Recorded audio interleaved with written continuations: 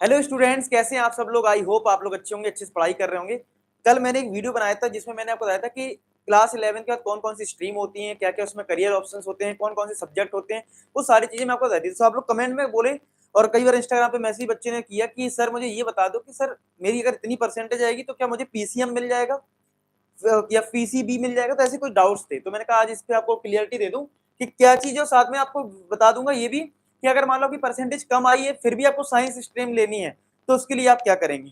तो वो सारी चीजें मैं क्लियर कर दूंगा। फिलहाल मैं आपको दिखाता हूँ admission criteria for class 11 in government school. तो गवर्नमेंट स्कूल में बहुत कम बच्चे होते हैं अगर हम एक ओवरऑल परसेंटेज लें, लेकिन फिर भी दिल्ली गवर्नमेंट स्कूल में क्राइटेरिया जो आप देख पा रहे हो, science with math 55%, science without math 55%, commerce without with math 50%, commerce without math 50% और ह्यूमैनिटीज के लिए लिखा student must have be declared pass at the secondary school examination by CBSE, यानी पास होना चाहिए, उसको एडमिशन मिल जाएगा ह्यूमैनिटीज में यानी आर्ट्स में।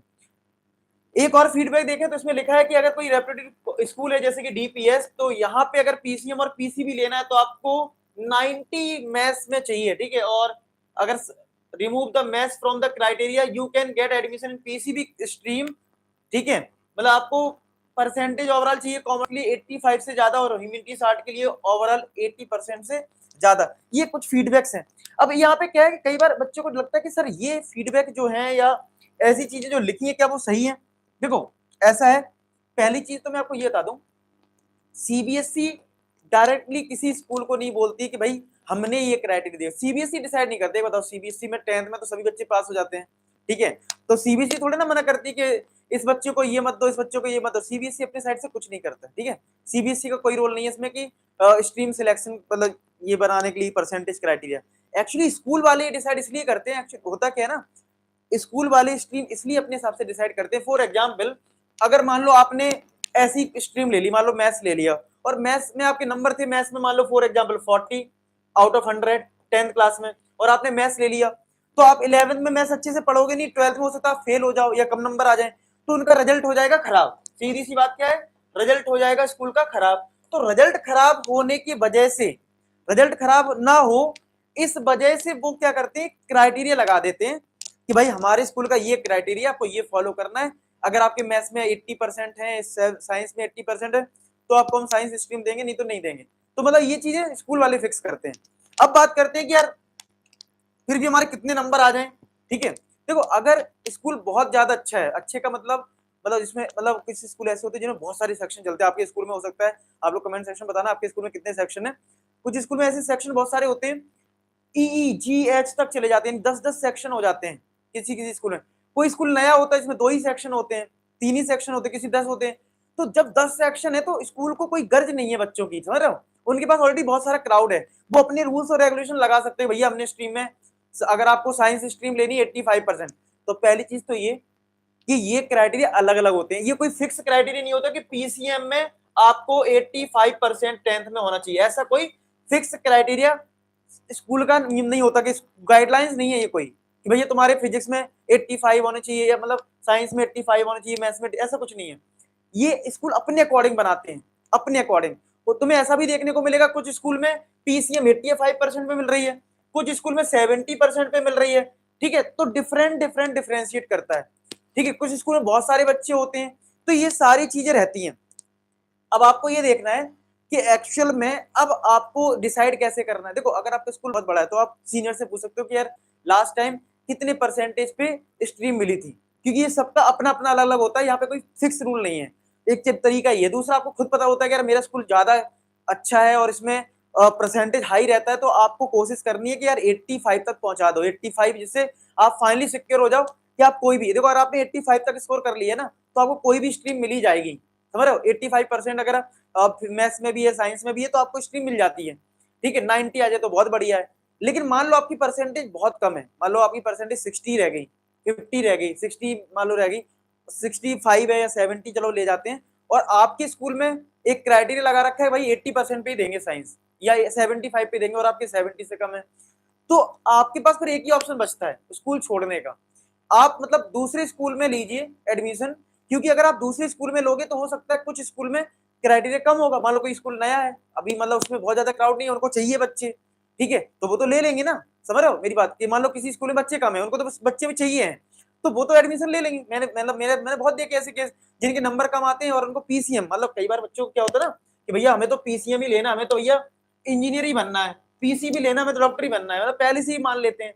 तो उस केस में अगर आपको स्कूल में एडमिशन नहीं मिल रहा तो आप दूसरे स्कूल में ट्राई करेंगे, ठीक है, तो आपको डेफिनेटली आपको पीसीएम में मिल जाएगा। अब बात करोगे सर अगर मान लो मैंने स्कूल चेंज कर दिया और जो पहले वाला स्कूल था वो बहुत अच्छा था, ये वाला सर स्कूल थोड़ा सा मतलब उस उतनी वैल्यू अभी नहीं है सर, तो क्या मेरा मतलब जो फाइनल गोल है या मतलब मेरे करियर पे कोई इफेक्ट तो नहीं पड़ेगा? तो मैं आपको एक चीज बता दूं, स्कूल का रोल जो है वो आपका करियर में बहुत ज्यादा, मतलब ऐसा नहीं है कि बहुत, अगर आपने इस स्कूल से पढ़ा है, एक्स स्कूल से पढ़ा है, मान लो कोई एक्स स्कूल से आप पढ़ रहे हो और एक बंदा वाई स्कूल से पढ़ रहा है, ठीक है, तो बहुत ज्यादा इफेक्ट पड़ने वाला है, ऐसा नहीं है।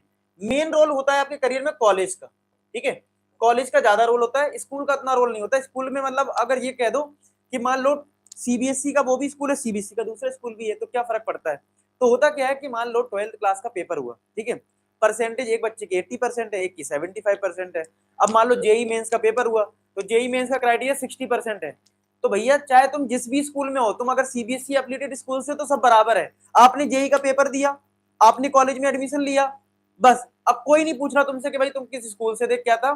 तुम अब कॉलेज में जो तुम्हें डिग्री मिलेगी, जब तुम्हें कंपनी हायर करेगी, तो तुम्हें सिंपल ये देगी कॉलेज कौन सा था, स्कूल इतना नहीं देगी, स्कूल का परसेंटेज देख लेगी, क्योंकि तुमने 12th में कितने परसेंटेज आए थे, 10th में कितने आए थे, लेकिन स्कूल से बहुत इफेक्ट नहीं पड़ेगा। अच्छा इस स्कूल से पढ़ा तो तुम बहुत अच्छे होगे, ऐसा बहुत ज्यादा इफेक्ट नहीं पड़ता है, ठीक है। तो यानी कि आप दूसरी स्कूल में चॉइस कर सकते हो विदाउट एनी हेजिटेशन कि यार मेरे कहीं ऐसा ना हो कि मुझे मेरे करियर पे कोई इफेक्ट पड़ेगा, कोई इफेक्ट नहीं पड़ेगा। बस आपका स्कूल चेंज हो जाएगा, बस इतना ही अंतर आएगा, सीबीएसई की डिग्री सबको मिलेगी, उस वाले स्कूल को भी मिलेगी और तुम्हें भी मिलेगी, तो कोई दिक्कत नहीं है, ठीक है। तो आई होप आपको चीज समझ में आ रही हो कि यार देखो, अब मैं फाइनल कंक्लूजन करने जा रहा हूँ, ध्यान समझना। अच्छा उससे पहले मैं एक चीज बता दूं, जो बच्चे क्लास 10th में उनके लिए मैंने एक सीक्रेट फोल्डर बनाया है। जो बच्चे पहली बार वीडियो देख रहे हैं, तो यहाँ पे सब कुछ अवेलेबल है आपके लिए, बुक्स भी अवेलेबल है चैप्टर वाइज, ठीक है, अगर मान लो आप अफोर्ड नहीं कर पा रहे हैं बुक्स को, उसमें थ्योरी भी है, सब कुछ है। आपको असाइनमेंट चाहिए तो ये मार्क्स बूस्टर अवेलेबल है, जिसमें सब कुछ कवर है, इंपॉर्टेंट क्वेश्चन है, पेपर आ गए हैं, जल्दी जल्दी रिवाइज करना है, ठीक है। और सबसे अच्छी बात आपके लिए मैंने एक ट्रैकर भी बना रखा है। मान लो आज आपने ये वीडियो आज देखा और अब चाहे तो आप सीरियसली पढ़ाई करना, तो भैया 13 दिसंबर से मैंने टर्म 2 स्टार्ट किया था। जो जो मैंने पढ़ाने वाले लेक्चर हैं, चाहे वो वन शॉट वीडियो हो, फिर उसका प्रैक्टिस सेशन हो, वो सारे आपको लाइन से डेट वाइज मिल जाएंगे। अगर आपने ये पढ़ लिया, डेफिनेटली आपको कुछ भी नहीं करना है, आप बिल्कुल अच्छा स्कोर कर जाएंगे। तो ये सीक्रेट फोल्डर कैसे मिलेगा? अगर आप इंस्टाग्राम पे हो तो मुझे मैसेज कर देना, I want secret folder, Instagram की लिंक डिस्क्रिप्शन में है। दूसरा, अगर नहीं हो इंस्टाग्राम पे तो इसी वाले वीडियो में कमेंट कर देना कि आई वांट सीक्रेट फोल्डर, तो आपको मिल जाएगा और वहां पे आपको लिंक मिल जाएगी, आप आराम से एक्सेस कर सकते हैं फ्री में, कोई दिक्कत नहीं है। आपको बस अच्छा पढ़ना है और उन तक पहुंचाना है इस वीडियो को, जिनको वास्तव में नीड है, जिनको इस असाइनमेंट की मतलब उनको बहुत ज्यादा नीड है, ठीक है, सब तक पहुंचाए। इसलिए शेयर जरूर कर देना और वीडियो को लाइक और चैनल को सब्सक्राइब यार आप लोग कर ही लेते हैं तो कर लेना, ठीक है। चलो, तो मैं बात कर रहा था फिलहाल इसके वीडियो के कंक्लूजन की, कि देखो हर स्कूल का अपना अपना क्राइटेरिया होता है, सीबीएसई से कुछ नहीं कहती कि ऐसा है वैसा है, सब अपने स्कूल अपने अपने क्राइटेरिया बनाते हैं, ठीक है। पहली चीज है, किसी स्कूल का हो सकता है क्राइटेरिया बहुत ज्यादा हो कि भाई पीसीएम लेना है तो 85%, आर्ट्स लेना है तो ये, ह्यूमैनिटीज लेना है मतलब ये लेना है, या फिर आपको कॉमर्स लेना तो ये सबके अपने अलग अलग होते हैं। मान लो बाई चांस आपकी परसेंटेज फॉर एग्जाम्पल कम रहती है अपने स्कूल के क्राइटेरिया से, तो आप एक ऑप्शन है, ये तो आपसे रिक्वेस्ट कर सकते हो उनसे, ठीक है। दूसरा, फिर अगर वो नहीं मानते तो आप स्कूल चेंज कर सकते हो, उससे आपके करियर में कोई दिक्कत नहीं आने वाली, ठीक है। एक चीज ये क्लियर होगी। दूसरा, अब एक डाउट ये आएगा, सर हमारा जो फाइनल रिजल्ट आता है वो जून के आसपास आता है, बिल्कुल आता है, सही बात है, जून में आता है, जून के आसपास ही रिजल्ट आता है, टर्म 2 का रिजल्ट जो आपका आएगा जून में आएगा। और 11th के जो स्कूल होते हैं वो मई या अप्रैल में ही शुरू हो जाते हैं, जैसे ही पेपर खत्म होंगे मई के आसपास स्कूल शुरू हो जाएंगे, ठीक है, एक महीने की पढ़ाई हो जाती है। तो सर हमें रिजल्ट तो मिला नहीं, स्कूल वाले कैसे डिसाइड करेंगे?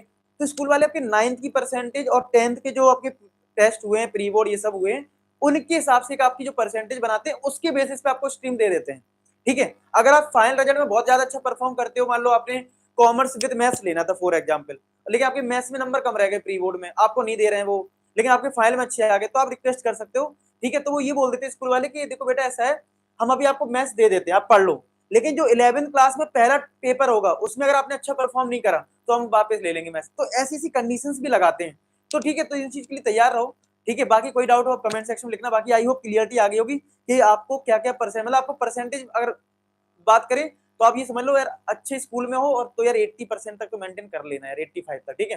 फिर उसके बाद आप कोई भी स्ट्रीम ले सकते हो। बाकी कॉमर्स के लिए आप 70s की रेंज में आ जाओ, ठीक है, उसके बाद आर्ट्स आपको मिल ही जाएगी।